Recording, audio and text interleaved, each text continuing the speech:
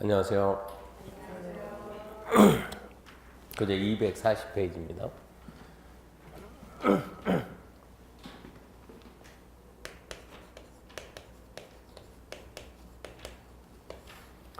지금 주택법 보고 있는데요. 저 주택법 제1장이 총설해가지고 총설에서는 우리가 영어를 봤죠. 영어를 봤고 두 번째 제2장이 주택의 건설에 관한 사항인데 주택이 건설해가지고 첫 번째 사업주체 봤어요. 사업주체, 다른 법에서는 사업주체를 시행자라 그랬죠. 시행자 그랬는데 이 법은 사업주체라고 표현하고 사업주체도 뭘 받는가 그러면 등록사업자 생각납니까? 사업주체에서 국토부 장관에 등록을 해야 된다 해가지고 기준이 연간이죠.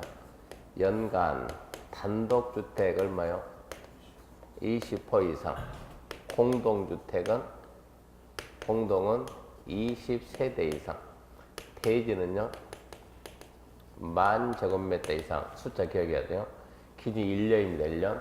1년 동안 단독 20, 공동 20, 대지 10,000 이상 하려면 국장에게 등록합니다. 그걸 봤고요. 두 번째 뭘 봤냐 그러면 주택조합을 봤어요. 주택조합 봤는데 주택조합은 일단은 종류 몇 가지 있다고요. 주택조합은 지역, 그 다음에 직장, 그 다음에 리모델링 이렇게 했는데 이 직장이 건설하는 직장하고 공급받는 직장 두 가지 구분됐죠.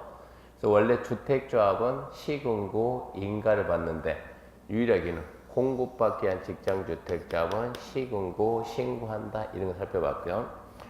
세 번째 주택법에서 건설하려면 이제 주택 건설하려면 사업계획서 만들어서 승낙받아야 돼요. 이걸 보고 사업계획서인 겁니다. 공사 끝나면 준공검사 받는 거 주택법에서는 사용검사 이렇게 표현하고요. 그래서 사업계획서니까 사용검사. 오늘 해야 될 이 부분부터 사업계획서부터 해야 되고 건설이 끝나면 제3장에서 주택의 공급에 관한 사항입니다. 주택이 공급해가지고 첫 번째 뭘 봐야 되냐 그러면 분양가 상한제 많이 들어봤을 거예요. 분양가 상한제 적용주택 봐야 되고 그리고 뭐가 있냐 그러면 투기과열지구 이것도 많이 들었었고요. 투기과열지구하고 주택의 전매 제한이다 이 제도 있고 세 번째 주택의 공급 질서 유지해 가지고 청약 통장 팔지 마라 통장 팔지 마라 이런 제도도 있고 그리고 네 번째 이제 공동주택의 리모델링입니다. 리모델링 주택법에서 리모델링은 공동주택 얘기합니다. 공동주택의 리모델링 크게 이런 내용들이 있는데 뭐 리모델링 이 부분은 딱히 중요하게 안 보니까 4월달쯤 볼 것이고 그럼 오늘 해야 될 게 사업계획승인 여기서부터 시작합시다. 자, 사업계획승인은 무슨 얘기냐 그러면 우리나라에서 자 주택을 건축할 때 주택을 건축한다 그러면 무슨 법을 쓸 것인가? 이렇게 하면 무슨 법이요? 네, 주택법. 건축한다 무슨 법이죠? 건축법이요. 그러면 주택법이냐 건축법이냐 이게 문제가 되는데 거기는 먼저 단독주택입니다.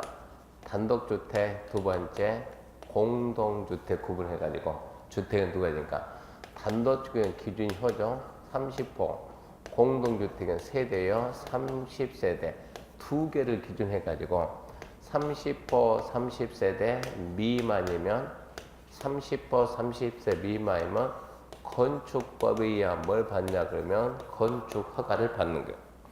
모든 건축물은 우리나라에 있는 모든 건축물은 예외 없이 건축법에 의한 건축 허가를 받아야 돼요. 주택도 건축물이니까 당연히 건축법 건축허가를 받아야 돼요.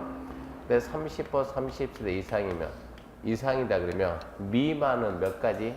그 숫자가 포함이 돼야 안 돼요? 안 되니까 29, 29가지. 이상이라는 숫자가 포함되니까 30부터. 이상은 30호 30세대 이상이다 하더라도 모든 건축물은 예외 없이 뭐다? 건축법 건축허가를 받아야 되는데 이게 30호 30세대 이상이라면 건축법에 우선하는 특별법 주택법이다. 주택법에서 뭘 받냐 그러면 사업계획서 만들어 가지고 승인을 받게 돼요. 주택법에서 사업계획 승인 받게 되면 건축법 건축가 받은 걸 본다. 간주해 줍니다. 그래서 건축이 가능해요. 그래서 일단은 주택은 30을 기준해 가지고 미만이면 건축법 건축가 받는다 이렇게 알고 이상이 되면 주택법 사업계획 승인 받는다 이렇게 해야 돼요. 그럼 여기서부터 시작이 되죠. 사업계획 승인 대상 여기서부터. 그래서 지금 우리가 사업계획 승인을 하고 있는데 첫 번째 사업계획 승인의 대상은 규모는 방금 얘기할 때 첫 번째 단독주택이면 지금 원칙만 합시다. 예외까지 가지 말고 단독주택이면 30% 이상 나중에 예외 가면은 50%도 나와요. 한옥은 50 이런 게 있다고. 단독의 원칙 30% 이상. 두 번째 공동주택은 원칙 30세대 이상. 여기도 나중에 예외 보면 50 나옵니다. 세 번째 대지가 있어요. 대지는 10,000제곱미터 이상. 뭐하고 약간 비슷해요. 이 부분은 약간 비슷하죠. 연간 여기는 20만. 여기는 기준이 1년 동안 1년 동안 20만 이상 뭐 해야 되고 등록을 해야 되고 등록을 하게 되면 뭐가 돼요? 등록사업자. 그 등록사업자가 이제 연간이 아니고 일시에 한꺼번에 단독 30, 공동 30, 대지 만 이상하면 사업계획 승인 받는다 이런 얘기입니다. 그래서 사업계획 승인 대상을 좀 잘 알아놓고 그러면 이제 사업계획 승인 대상 그러면 이 사업계획 승인 대상 누가냐 누가 그러면 사업계획 승인권자죠.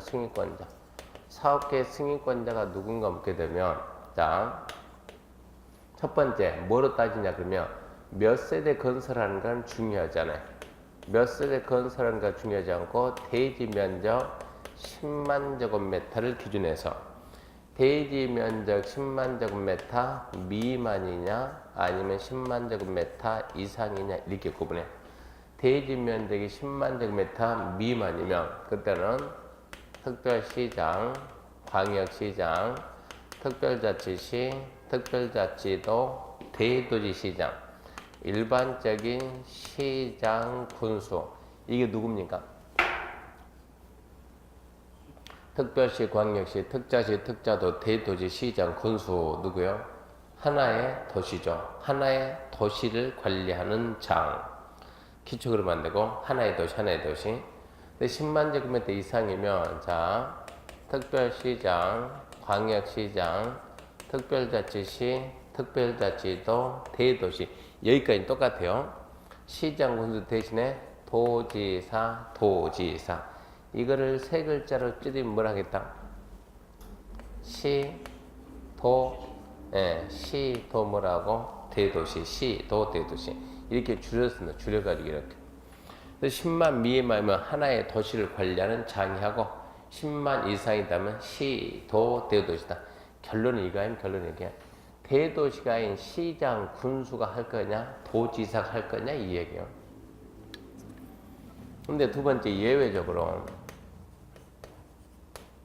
예외적으로 국장이 하는 경우 하나 둘 셋 넷 나중에 네 가지 배울 거야.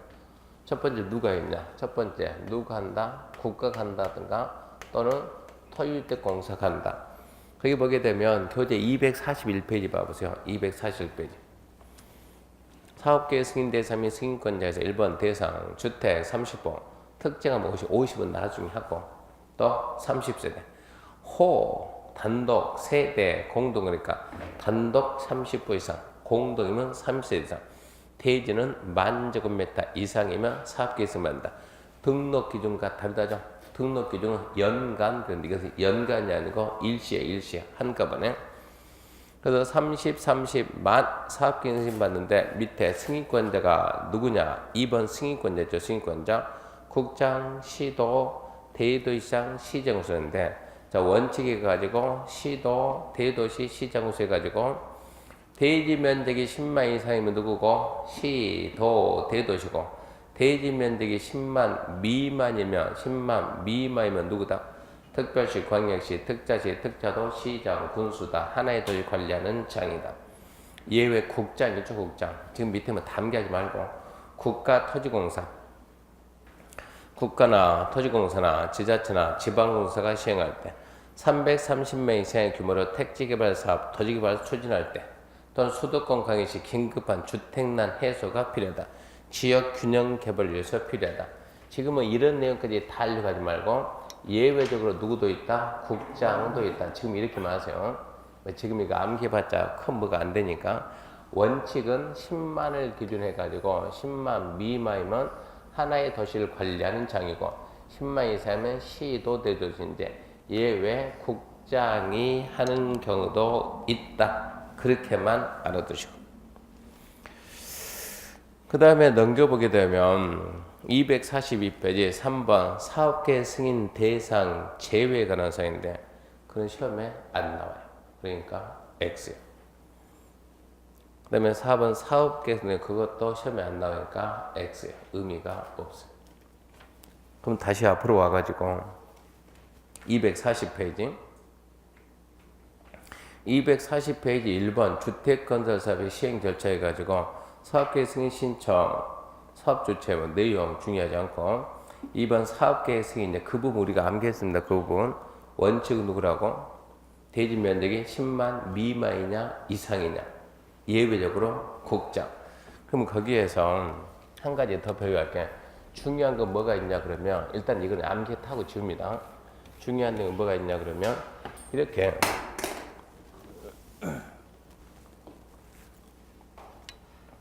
여기에서 우리가 여기에서 아파트를 갖다가 여기에다가 700세대를 건설합시다. 아파트 700세대 짓는다 그러면 일단은 30 이상이니까 뭐 받아야 돼? 여기에다가 사업계획 승인 받아야 돼요.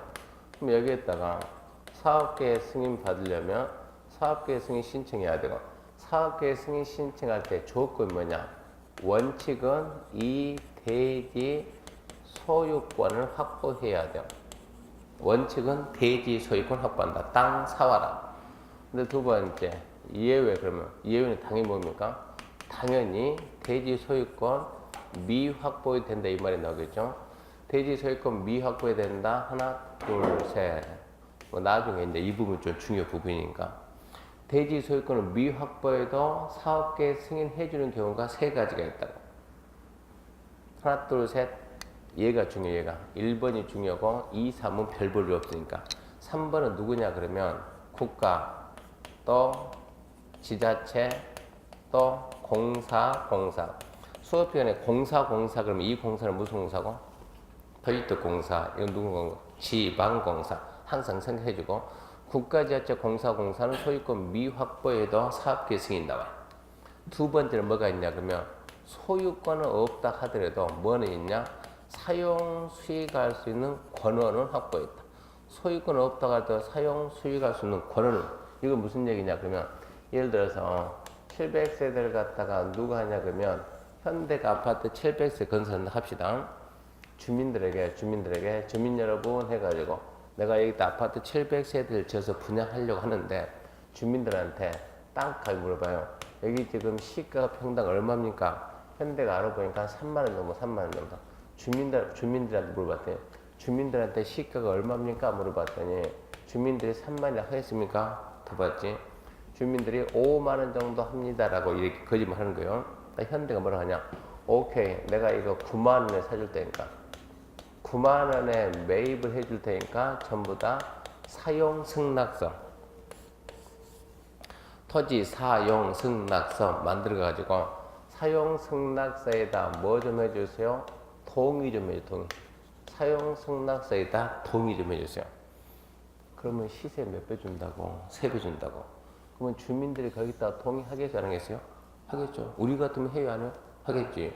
그러면 주민들이 사용 승낙서에다 동의해주면 현대는 이 땅을 쓸 수 있는 권리가 있어요? 없어요?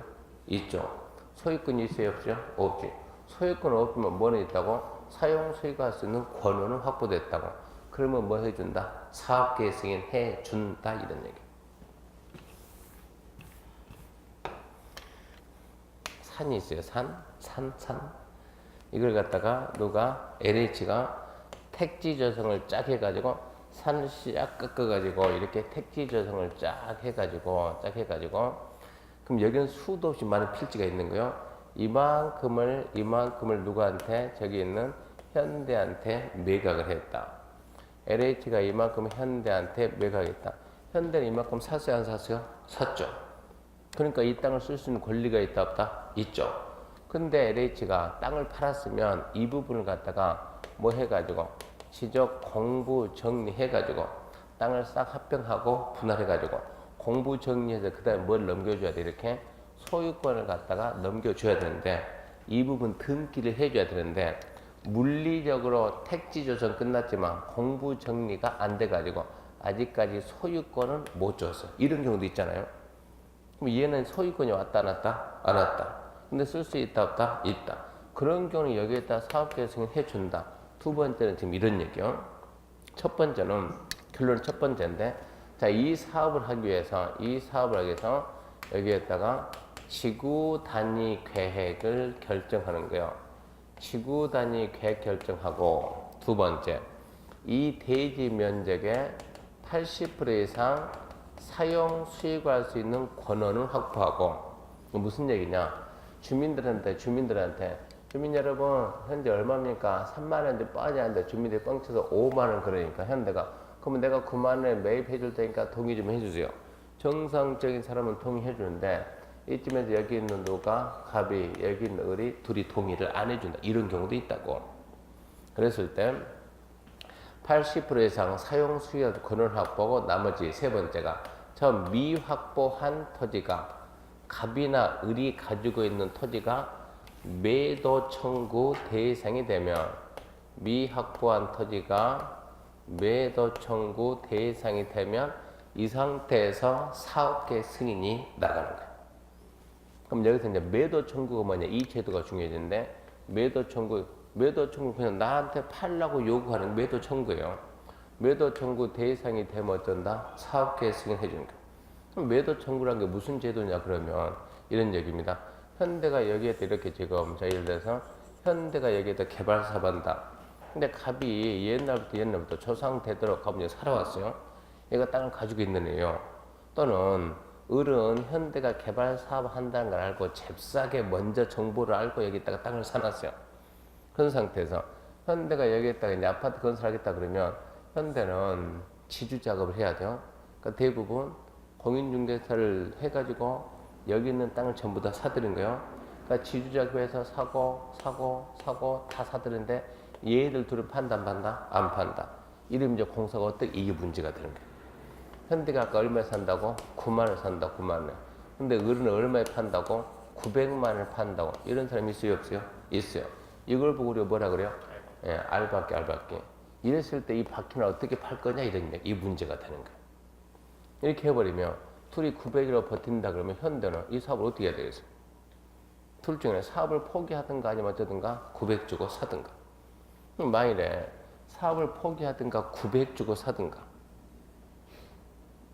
근데 남들은 9만 원을 팔았는데 얘만 900 주고 산다는 건 좀 뭔가 부당하지 않습니까? 얘도 9만 원에 사 뭔가 부당하죠. 얘가 만약 900 주고 산다 그러면 이거 전부 다 아파트 분양 원가로 그대로 반영되는 거예요. 분양 원가로 반영되면 결국적으로 이걸 누구한테 분양받은 자들 그대로 전가시키는 거예요. 그럼 결과적으로 아파트 가격이 높아지는 거예요. 주변 가격이 더 높아지는 거예요. 그러면은 이걸 갖다가 900만 원이 아니고 9만 원에 사올 수 있는 방법은 없느냐? 그 방법은 이걸 갖다 9만 원에 수용을 해버리면 돼.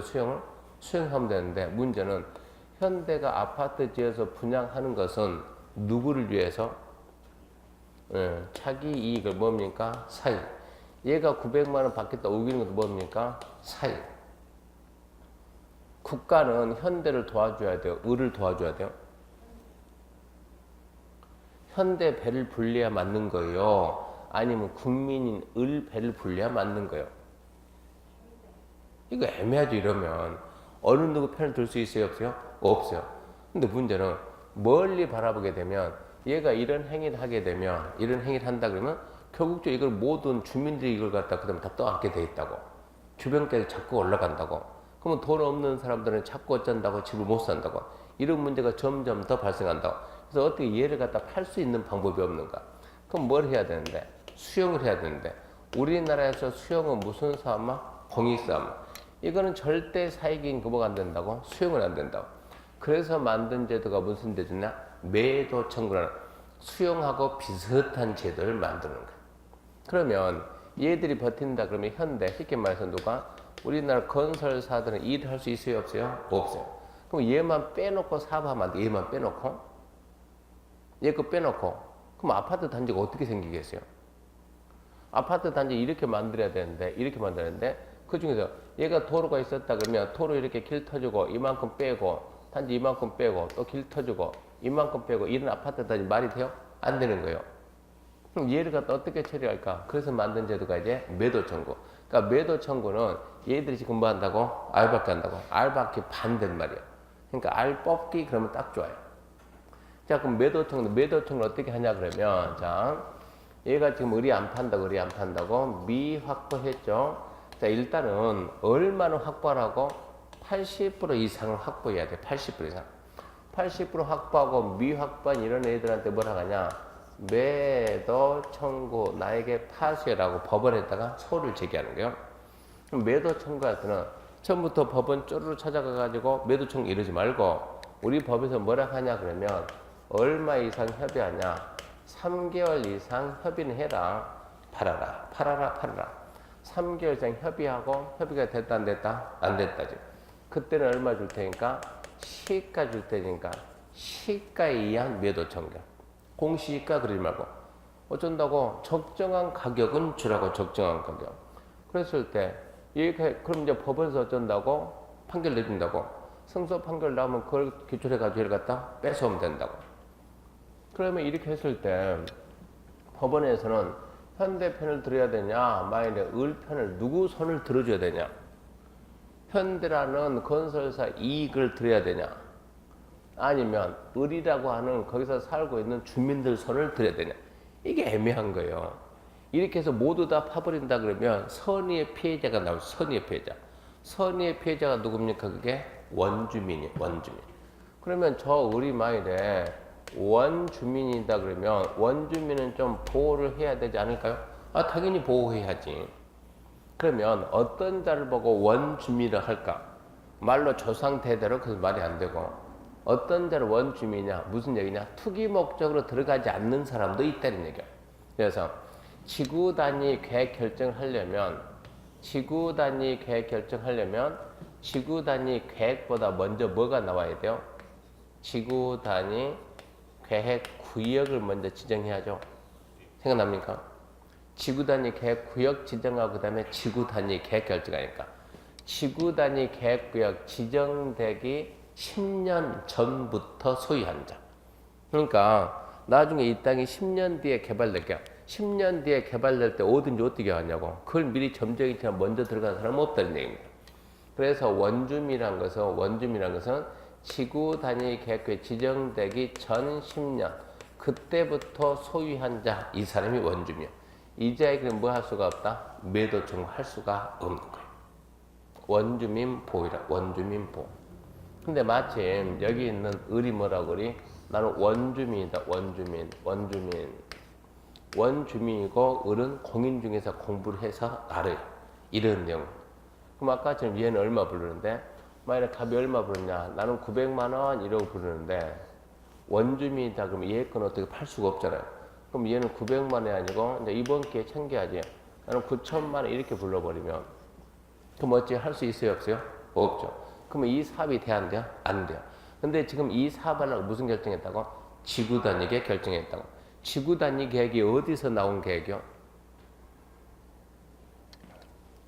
막 기억력 더듬어. 지구 단위계 어디서 나왔는가? 예, 도시관리계. 도시관리계 5번 아닙니까?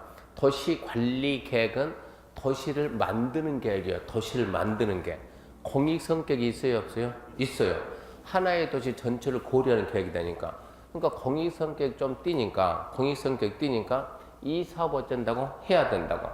그래서 또 뭘 만들었냐 그러면 안 되겠다. 저렇게 9천만 원 부르면 할 수가 없으니까 사업 주체를 도와주자 해가지고 사업 주체 보호 규정을 다시 만들었어요.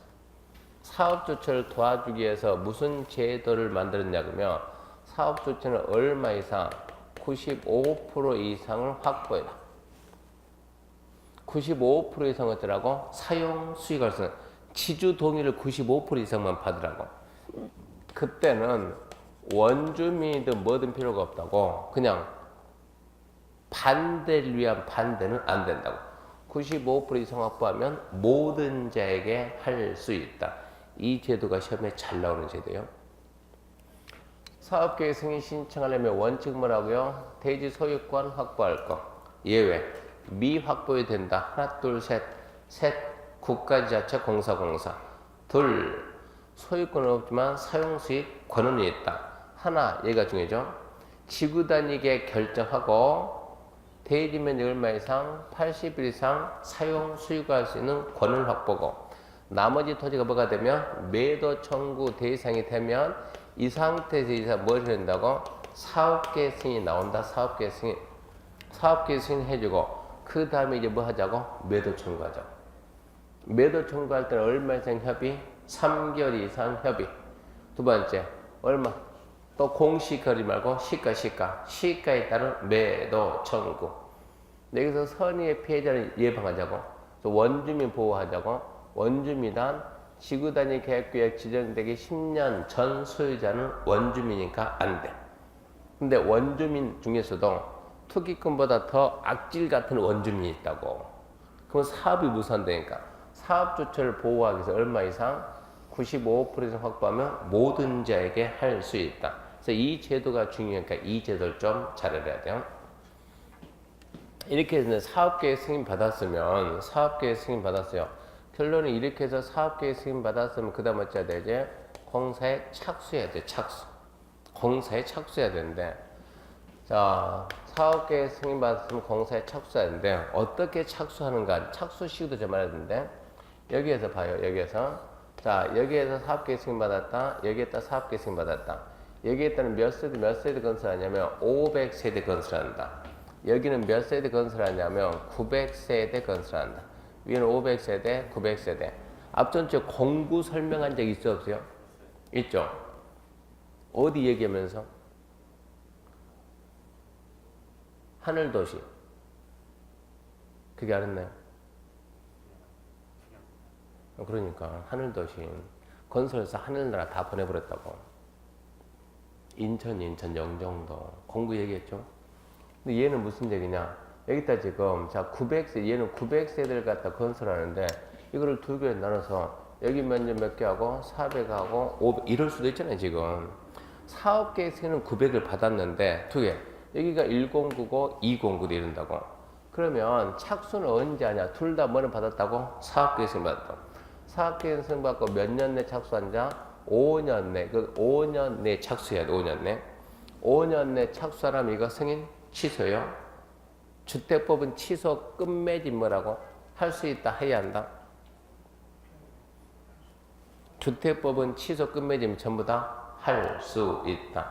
주택법은 취소해야 한다가 없다고. 할 수 있다, 할 수 있다. 이렇게 지금 공구별로 구분하게 되면 109 먼저 하겠습니까? 209 먼저 하겠습니까? 당연히 109죠. 109 먼저, 109가 먼저 하기 당연히 최초 공구는 사업계획 승인받고 몇 년 내냐? 5년. 그러면 두 번째 최초 외는 언제 하냐?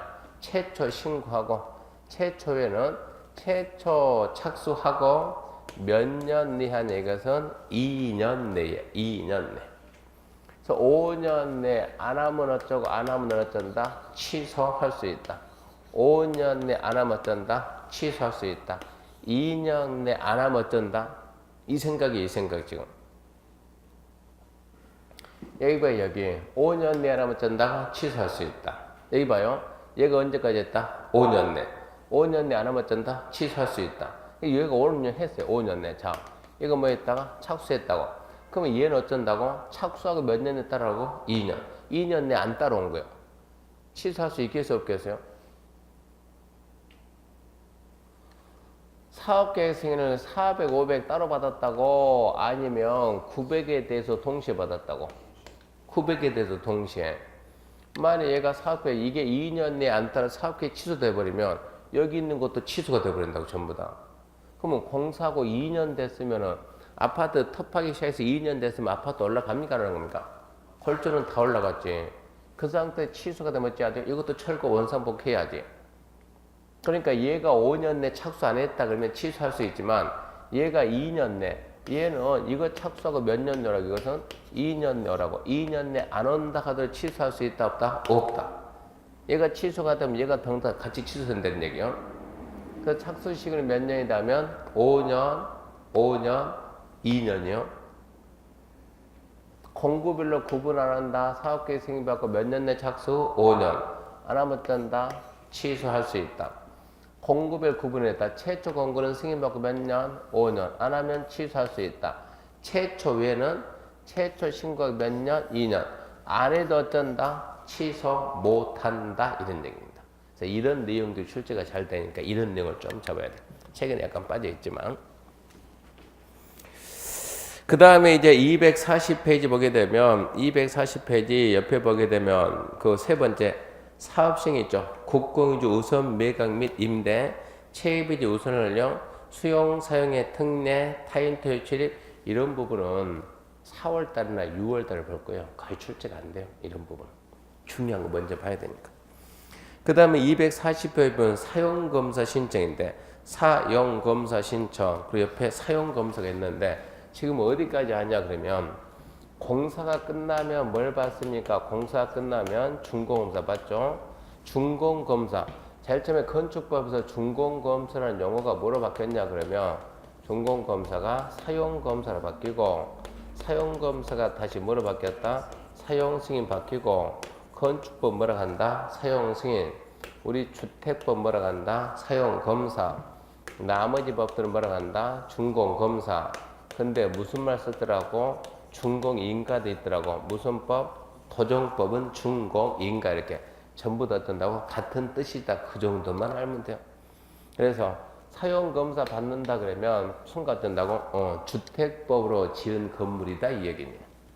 사용 승인 받는다? 건축법으로 지었다는 얘기입니다. 준공인가 받는다 그러면 너는 토종법 했다. 정비사업 했다는 얘기입니다. 그런 용어도 좀 필요해요.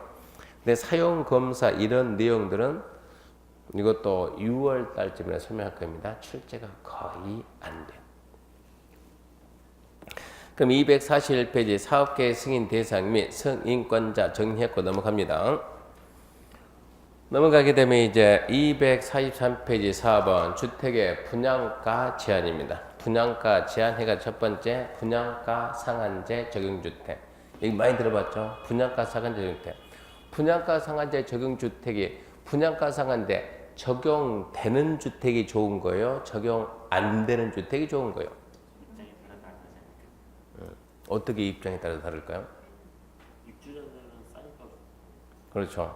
주택을 취득하는 사람 입장에서는 싼 게 좋고, 그러니까 분양가 상한제 적용받는 게 좋고, 누구 입장에서는 건설사 입장에서, 시행자 입장에서는 거기서는 적용 안 받는 가격을 높일 수가 있으니까. 이게 이제 분양가 상한제가 ran상인데, 그럼 제일 먼저 분양가 상한제 적용 주택부터 봐야 돼. 어떤 주택이 분양가 상한제 적용받는가? 분양가 상한제는 그냥 속 편하게 한 문제 나온다 생각해야 돼요. 그럼 첫 번째 분양가 상한제 적용 주택이 뭡니까 물어보면 그 1번에 박스 봐요. 박스 안에 첫 번째 뭐가 나왔어요? 공공택지죠. 두 번째 공공택지 외 택지에서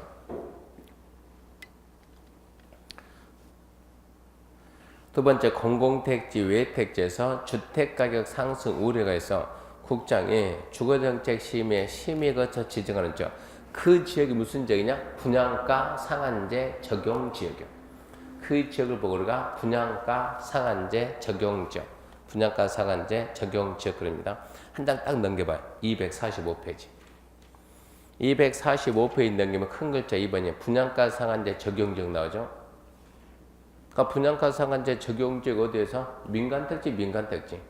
공공택지는 전부 다 분양가 상한제 적용지역. 공공택지는 전부 다 분양가 상한제 적용하니까 이제 분양가 상한제 적용지역 따로 지정한 지역은 민간택지에서 공공택지 외 민간택지. 민간택지 가장 쉽게 생각할 수 있는 거 재개발 재건축. 이게 민간택지. 재개발 재건축. 그런 데는 민간택지. 자 그러면 243페이지 가가지고 다시 1번 봅시다. 1번 시작합니다.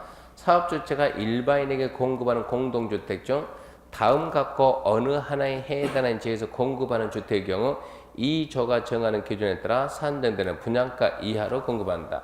이에 따라 공급된 주택을 분양가 상한제 적용주택이라고 한다.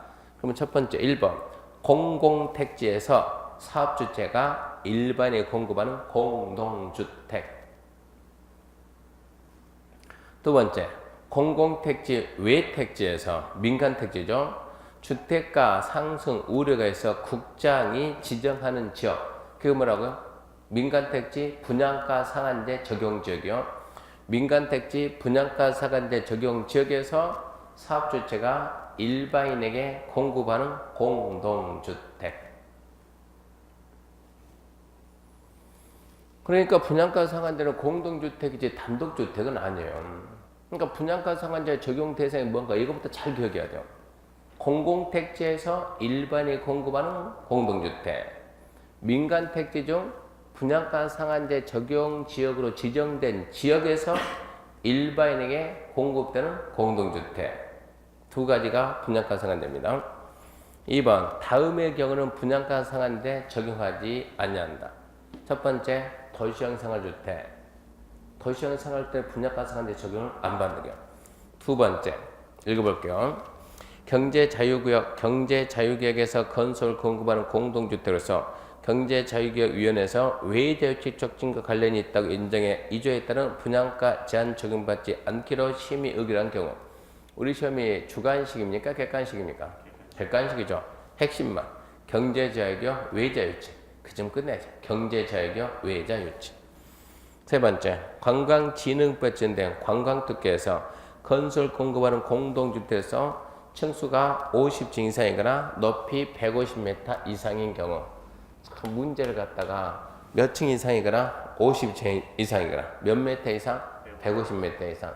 그러니까 시험 문제가 40층이고 160m인 공동주택이 분양가 상한제 적용 받아요 안 받아요? 이렇게 물어보는 거야. 관광특구에서 층수는 몇 층이고 40층이고 높이는 몇 미터다? 160m다. 분양가 상한제 적용 받습니까? 안 받습니까? 안 받는다지. 층수는 안 됐지만 뭐가 됐으니까? 높이가 됐으니까. 그러니까 이거나가 또는이지. 또는 관광특구 50층 이상 또는 몇 미터 이상? 150m 이상. 우리가 건축법 시간에 고층 배웠어요? 안 배웠어요? 고층 몇 층 이상? 30층 이상. 층 구분이 안 돼 있으면 몇 미터? 4m마다 한 층. 그럴 말하고요. 120m 이상 배웠어요. 초고층 배웠나요? 안 배웠나요? 고층을 배웠다면서 초고층 안 배웠으면 말이 안 되지. 배웠지 당연히. 몇 층 이상? 50층 이상. 몇 미터 이상? 200m 이상. 자, 고층 중에서 초고층을 제외한 걸 뭘 하겠다? 준초고층 그렇게 배웠어요. 근데 이제 뭐가 문제냐? 건축법 공부하면 이거 암기했으니까 고층은 30층 몇 미터? 120m. 초고층 몇 층? 50층 몇 미터? 200m. 맨날 이것만 또 암기하다가 여기서는 관광특구 몇 층? 50층 몇 미터? 150m. 이러니까 이제 습관 헷갈린다고 이러니까. 왜 또 주택법은 주택법 50층이면 얼마가 나와야지? 200m 나와야지. 주택법은 왜 또 150m가 나와야지? 둘이 또 안 맞냐? 이런 얘기야. 우리나라 건축법은 자꾸 이것 보고 따라 쓰려고 하지 말고. 분명히 말하지만 이 책은 오늘까지 보고 버릴 거예요. 왜? 기본서 나오니까 기본서 가지고 공부해야지. 이걸로 공부해서 택도 없어요. 그러니까 오늘 공부한 거 쓰려고 욕심내지 말고 다음 주 가게 되면 이미 다 써가지고 주는 거예요. 저런 거 다 써 주니까 욕심내지 말고. 자, 건축법은 모든 건물이요. 모든 건물. 그래서 건축법은 층 구분이 안 돼 있으면 몇 미터마다 한 층이다? 4m만. 층 구분이 안 돼 있으면 몇 미터? 4m마다 몇 층을 본다고? 한 층으로 본다고. 그러니까 50층이 몇 미터가 나온다고? 200m 나온다고. 우리가 나중에 합격해가지고 중개사무소 얻어가지고 임차해가지고 중개업할 때 내 사무실 크게 보이는 게 좋아요? 작게 보이는 게 좋아요? 크게 보이는 게 좋죠? 그러면 이렇게 층고가 높은 게 크게 보일까요? 이만큼 낮은 게 크게 보일까요? 그럼 높은 게 크게 보이죠? 그래서 층 높이를 우리가 4m만 한다는데 주택이다 하면 주택은 층고가 높은 게 좋아요? 낮은 게 좋아요? 이걸 따져보는 거예요. 상가 건물은 층고가 높은 게 좋아요? 낮은 게 좋아요? 높은 게 뭐가 보여? 커 보인다니까, 건물이. 매장이 커 보여. 과일 가게 안 봤습니까? 과일 가게. 과일 가게 특징은 과일 진열해놓고 옆에다 전부 다 벽을 물어붙여요. 유리. 엄청 커 보이잖아요, 그거. 두 배로 커 보이지 않나요, 그거? 마찬가지로 일반 상업용 건물은 층고가 높은 게 좋은데 주택을 갖다가 뭐 남한테 주택을 보여주려고 삽니까? 뭐 하려고? 나만 거기서 즐겁게 행복하게 살면 되는 거예요. 만약에 층고 3m하고 4m하고 주택을 층고 4m 한다면 그만큼 이만큼 뭐가 더 돼야 돼요? 난방비가 더 들고 내용풍을 할 때 그만큼 더 들고. 그러니까 주택은 원래 4m 단층인데 우리나라 주택법은 주택 건설 기준은 건축법을 안 따라 주택법 따랐죠. 주택법은 층고 기준은 몇 메타냐 그러면 3m에 3m. 층고 기준 3m. 그러니까 주택법은 50층 그러면 얼마 나온다고? 3, 55, 150m, 200m가 아니라고. 건축법은 200m지만 헷갈리면 안 돼요. 주택법 기준이 3m가 기준입니다. 그래서 정리하게 되면 분양가 상한제 적용 안 받는 게 네 가지. 첫 번째 도생, 두 번째 경제자유경 외자유지, 세 번째 관광특구 50층 이상 또는 관광특구 몇 메타 이상? 150m 이상.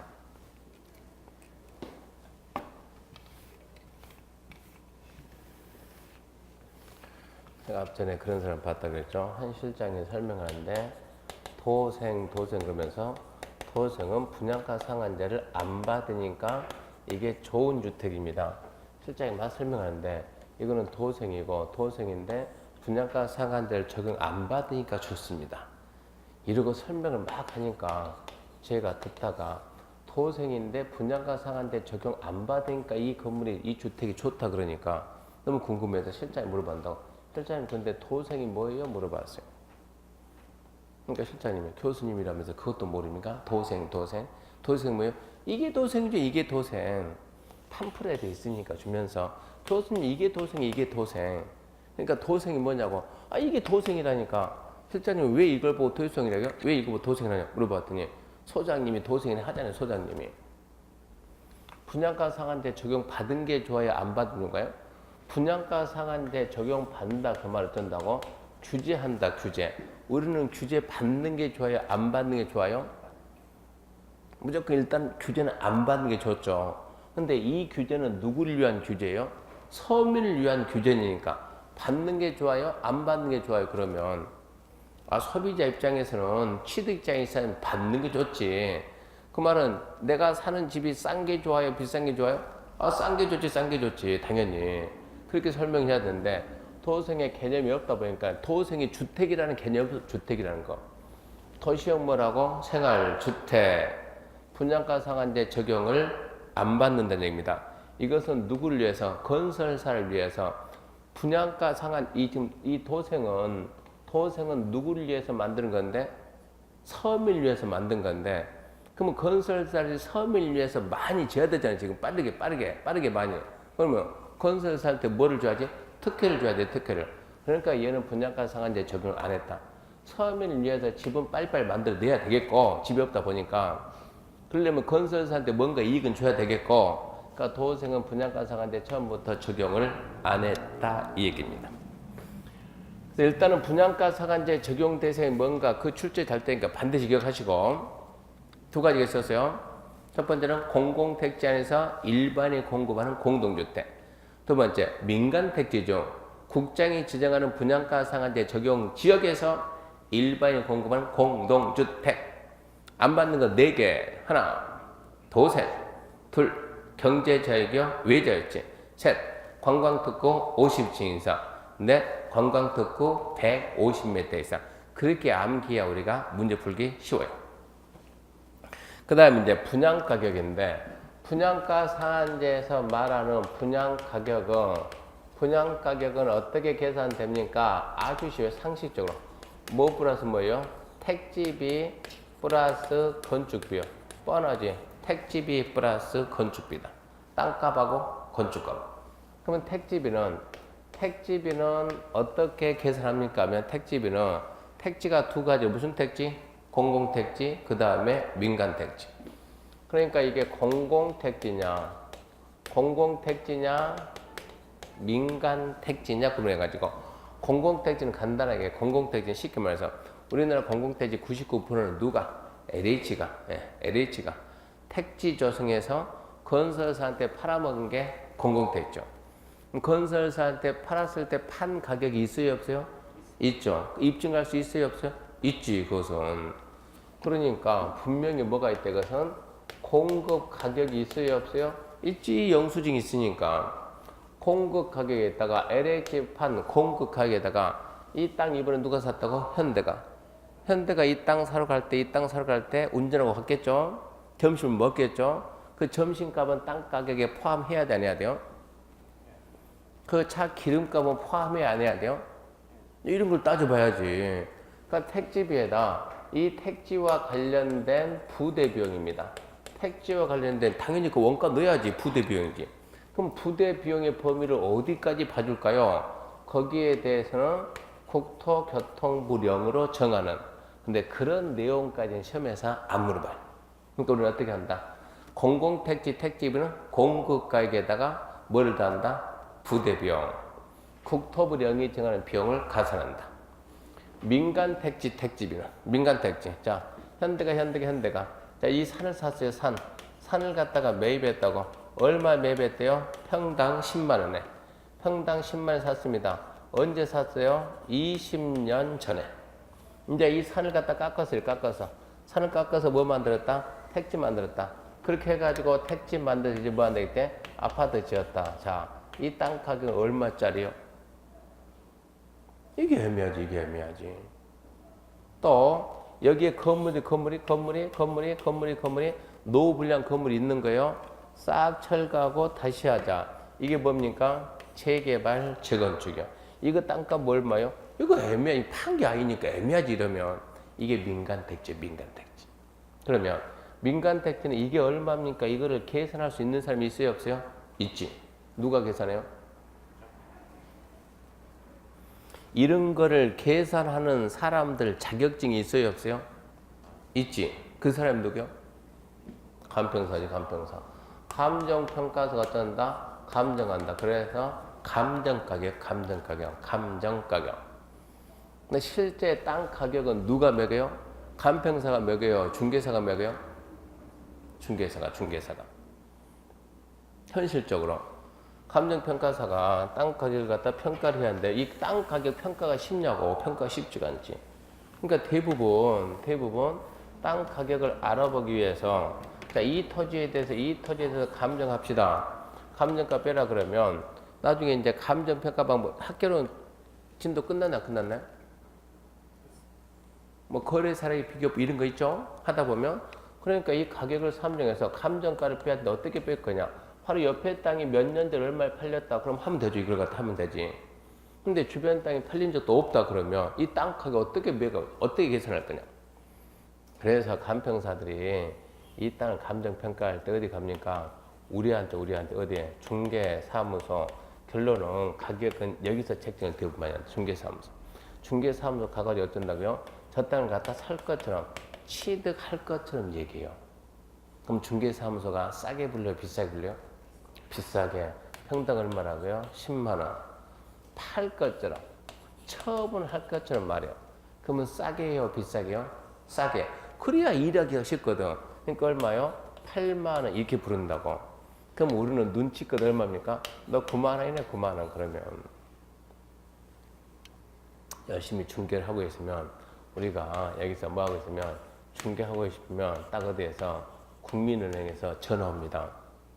사장님 몇 번지 이 땅 가격 좀 알 수 있을까요? 그러면 어디십니까? 물어보면 아 여기 국민은행인데요. 너 국민은행인데 땅 가격 왜 물어봅니까? 간혹가다 이런 전화 옵니다.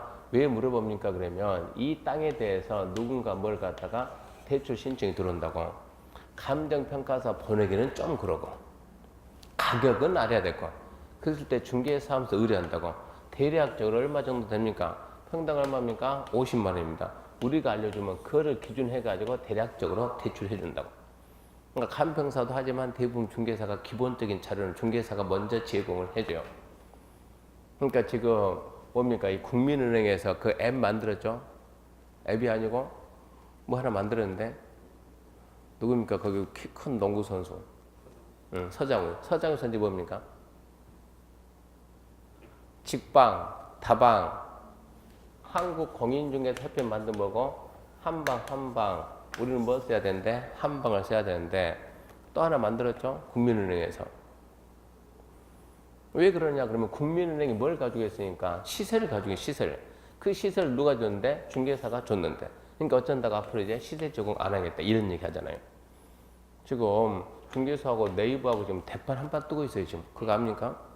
네이버에다 물건을 올리기 시작했더니 그거 다 돈 주고 올리거든요. 직방 다방 다 돈 주고 올리거든요. 그러니까 어쩌자고? 쓰지 말자고.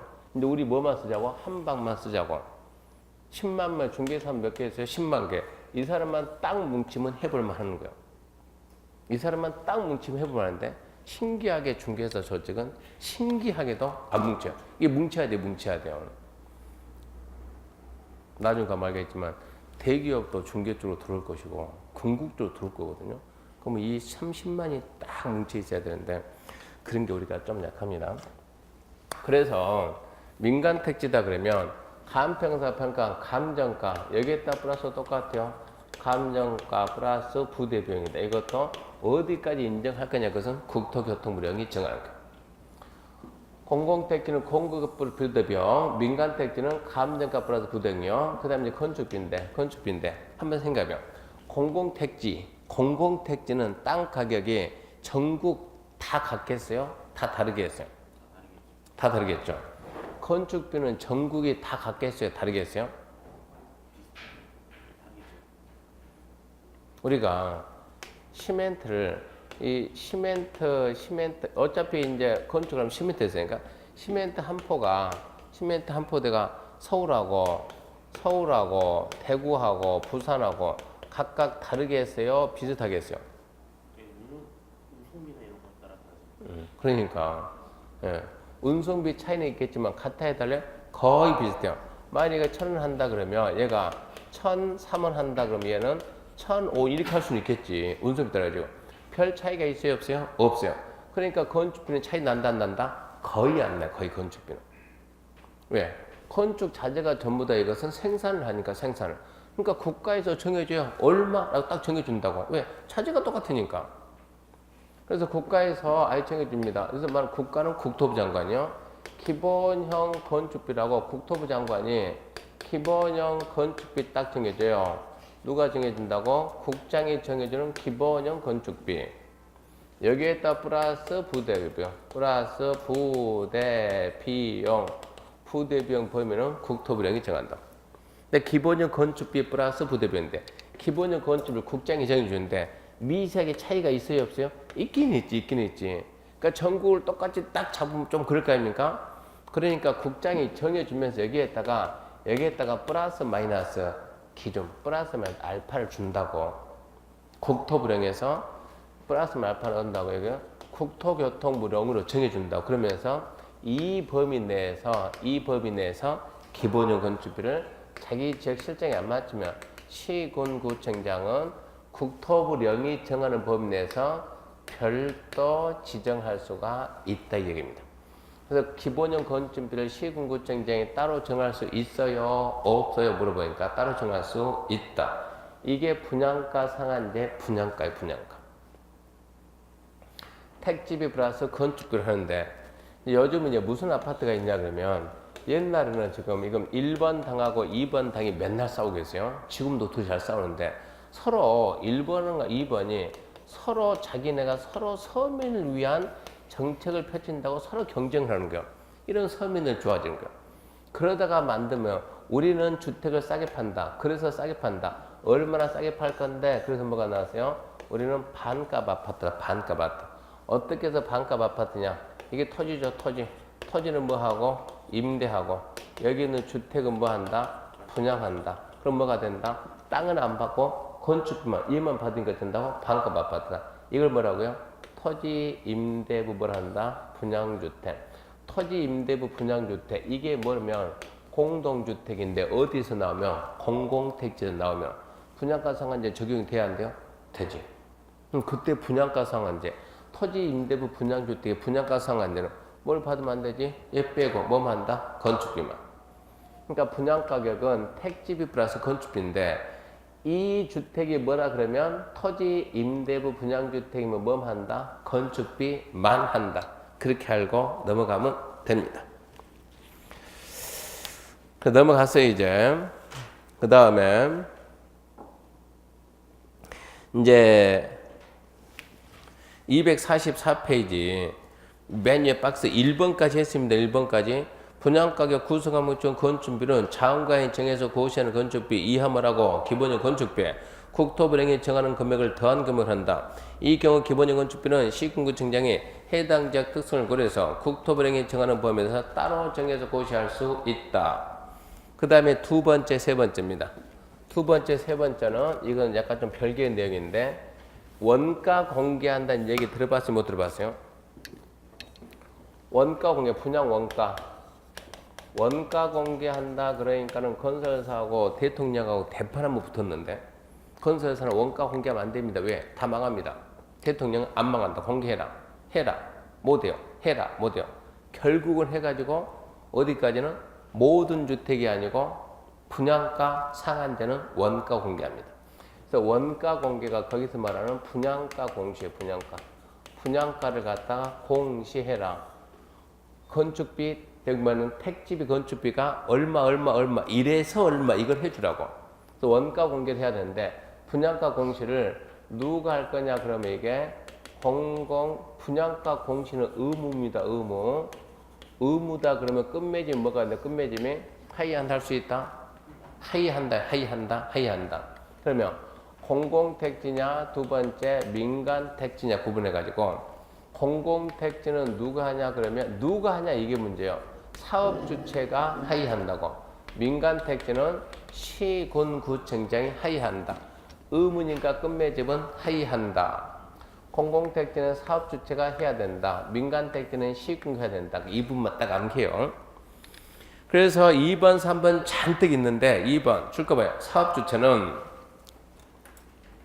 나중에 읽을 때 어떻게 있냐 그러면 사업주체는 그때 줄 거 가지고 분양가 상한제 적용조차 공공택지에 줄 거 봐요. 공공택지 가까이 줄 거 놓고 공급하는 주택에 대해서 입주자 모집 승인받을 때 입주자 모집 공개 다음 각 호에 대해서 줄 거 봐요. 분양가 공시해야 된다.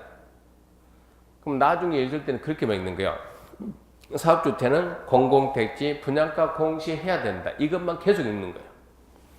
3번 시군구청장 공공택지 외택지 줄 거 봐요. 시군구청장 공공택지 외택지 그렇게 줄 거 놓고 공급되는 분양가 상한제 적용주택 중 분양가 상승 우려가 큰 지역에서 대리인이 정하는 기준에 해당하는 지역에 공급된 주택에서 입주자 모집 승인할 때 다음 각과 구분에 따라서 줄 거 봐요. 분양가를 공시해야 된다. 그래서 그 부분만 있는 거예요. 시군구청장 공공택지 외택지 분양가 공시해야 한다. 사업주체는 공공택지 분양가 공시해야 된다. 시군구청장 공공택지 외택지 분양가 공시해야 된다. 그 부분만 계속 반복해서 읽어보면 되는 거예요. 그 다음 밑에 4번은 필요가 없고 그러면 이제 이렇게 이제 분양가가 지금 우리가 분양가 상한제 말은 분양가인데 분양가 이 분양가가 적정하냐 안 하냐 이걸 평가해야 되거든요. 분양가가 적정한가 안 한가 해가지고 이거 아파트 분양할 때 이걸 갖다 분양 승인해야 돼요. 아파트 분양할 때 분양 승인합니다. 분양 승인은 누가 하냐 그러면 시군구가요. 시군구. 그러면 시군구청장 분양 승인해야 되는데 분양가가 적정한지 안 한지 시군구청장이 알아요 몰라요? 몰라. 이 사람 무슨 만물 박사냐고. 그러니까 전문가들이 판단해. 전문가들이. 그래서 뭐를 만드냐 그러면 뭐를 만드느냐 분양가 심사위원회를 만들어요. 분양가 심사위원회. 그러면 시험 문제는 분양가 심사위원회가 어디에 있어요? 이러고 물어봐요. 분양가 심사위원회가 국토부에 있어요? 시군구에 있어요? 뭐라 그래야 돼요? 분양 승인을 누가 한다고? 시군구가. 그러니까 당연히 어디에 있어야지? 시군구에 있어야지. 그렇게 판단한다고. 그래서 시군구에는 뭐가 있다? 분양가 심사위원회가 있다. 그렇게 정리해야 돼요.